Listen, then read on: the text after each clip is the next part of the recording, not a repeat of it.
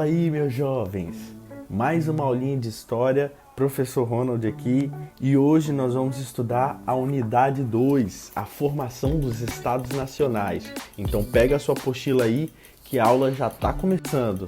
Vamos lá!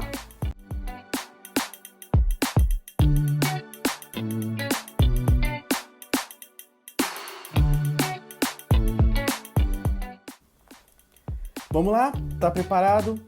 Pegou o caderno? Pegou a caneta? Abre a sua apostila então na página 252 e acompanha comigo como se deu a formação desses estados nacionais. Primeiro a gente precisa entender o que são esses estados nacionais. Quando nós chamamos de nacionais, quer dizer que há uma junção de uma nação, ou seja, um povo que se identifica culturalmente, politicamente, de alguma forma. Primeiro a gente precisa entender que essas nações começaram a se juntar e se fazendo uma só, principalmente após a crise do feudalismo, ali que vai se iniciar no século XIV. O feudalismo, para quem não lembra, mas para quem assistiu a aula da unidade 1, vai ser aquele sistema econômico e político que vai acontecer durante todo o período medieval, beleza? Uma outra coisa que você precisa entender é que, diferente de hoje, onde nós temos uma política ligada à sociedade, a direitos, aos civis, antigamente, no período medieval, quem mandava em tudo era a Igreja Católica, a Igreja Cristã, Católica, Apostólica, Romana.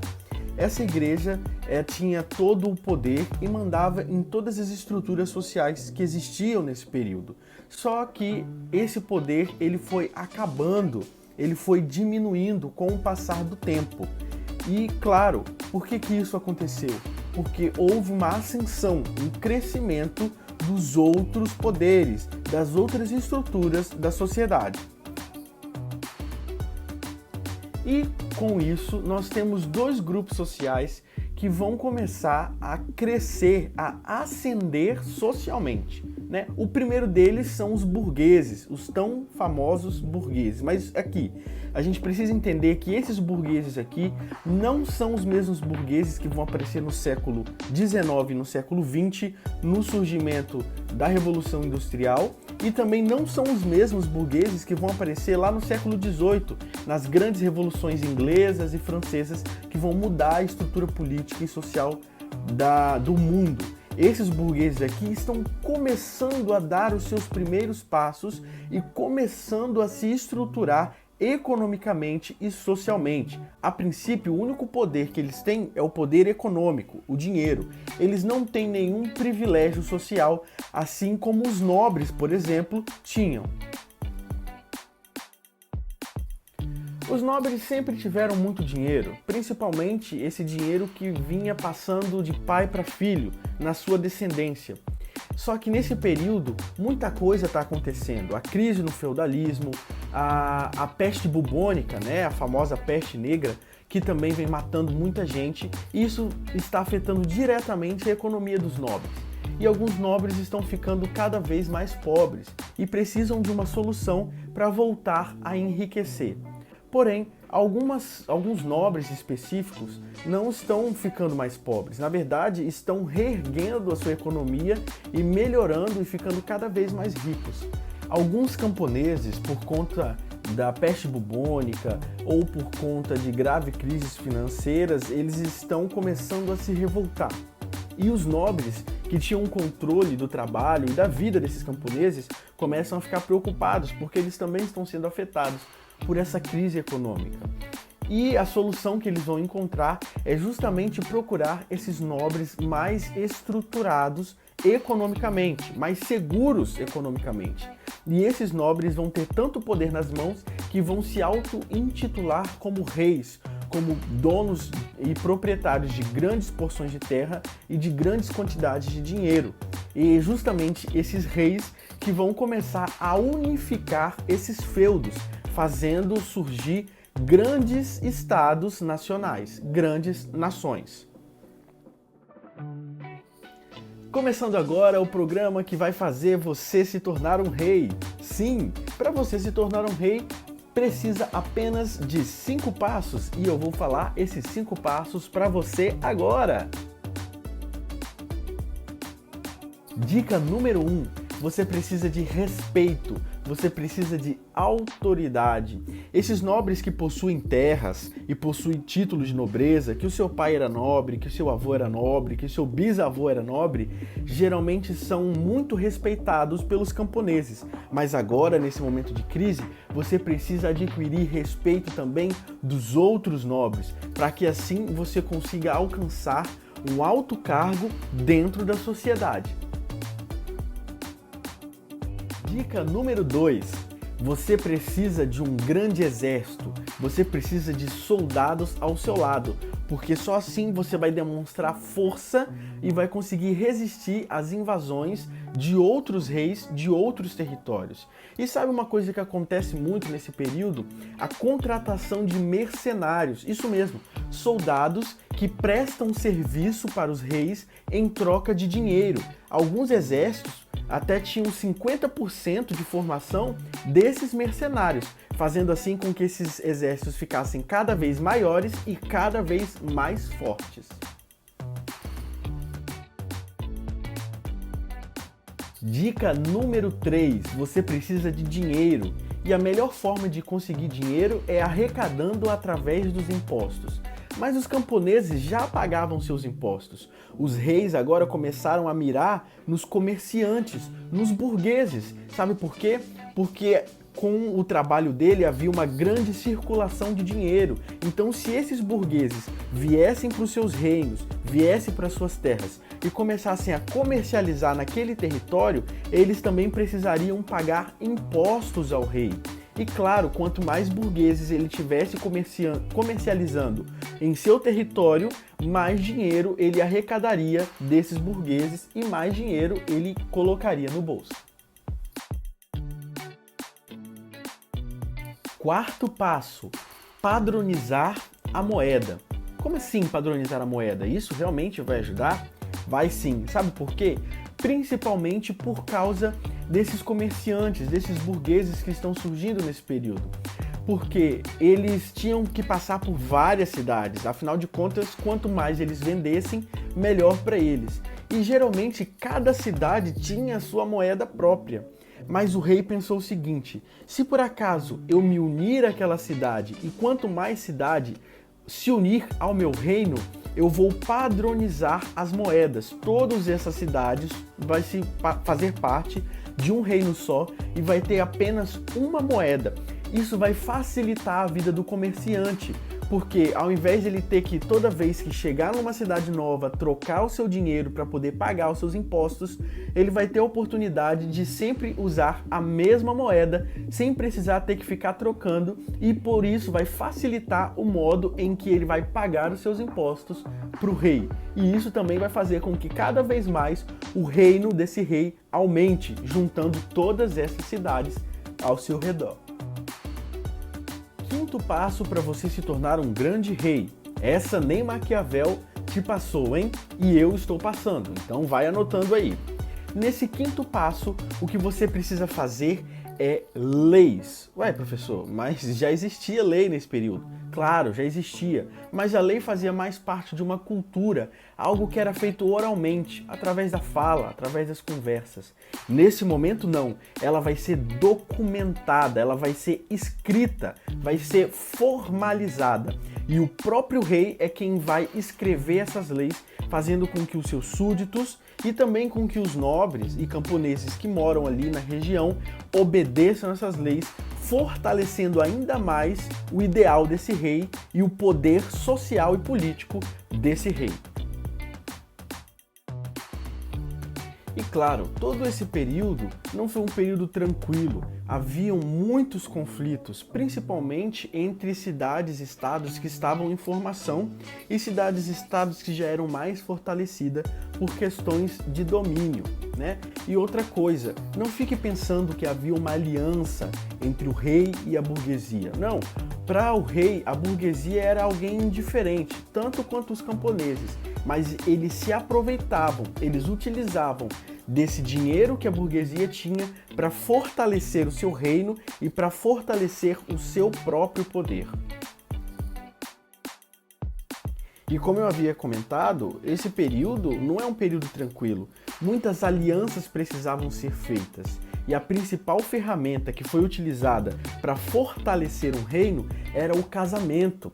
Sim, o que eles faziam? Eles casavam filhos de reis, princesas e príncipes, para unir esses reinos e deixar esses reinos cada vez mais fortes. Mesmo que o príncipe e a princesa não quisessem casar um com o outro, era protocolo real, era protocolo de família nobre ter que juntar essas duas famílias para fortalecer cada vez mais esse reino e também fortalecer o poder dos reis que uniam essas duas famílias. Beleza? Então acompanha comigo, meus queridos, algumas das principais características desse período de formação dos Estados Nacionais. Pum, tá na tela aí, e aí você vai ver que essas características são delimitação de fronteiras, a moeda única, a unificação dos impostos, a formação de um exército permanente e nacional, a concentração de poderes nas mãos dos reis, absolutistas, monárquicos, que a gente vai desenvolver melhor nas próximas unidades. A manutenção dos privilégios da nobreza na formação de um corpo burocrático, que também vai ser desenvolvida na próxima unidade, e a unificação de pesos e medidas, além, claro, da imposição da justiça real.